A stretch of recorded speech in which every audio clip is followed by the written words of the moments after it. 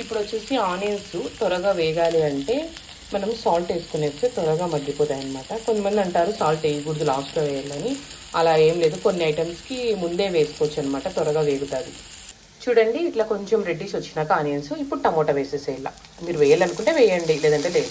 కొంచెం మగ్గిన తర్వాత ధనియాల పొడి చాలా కొంచెం వేసుకుంటాను, ఎందుకంటే నేను కొద్దిగా పన్నీర్ తీసుకున్నాను. ఇందులోకి కొంచెం కారం, ఇది గుర్తు పెట్టుకోండి ఎందుకంటే ఫస్టే మనం పచ్చిమిర్చి చేసాము.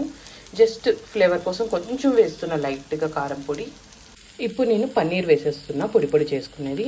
ఇందులో పసుపు కూడా వేసుకోవచ్చు, నేను వేసుకోలేదు, మీకు కావాలంటే వేసుకోండి. చూడండి ఇలాగ బాగా కలిపేసుకొని ఒక 2 మినిట్స్ సిమ్లో పెట్టి వదిలేసేయండి, కొంచెం పచ్చి వాసన ఉంటే వెళ్ళిపోతుంది. ఇది వచ్చేసి చపాతీలోకి బాగుంటుంది, రైస్లోకి కూడా బాగుంటుంది అనమాట. చపాతీలోకి చాలా బాగుంటుంది అన్నమాట, ట్రై చేయండి ఒకసారి, చాలా బాగుంటుంది.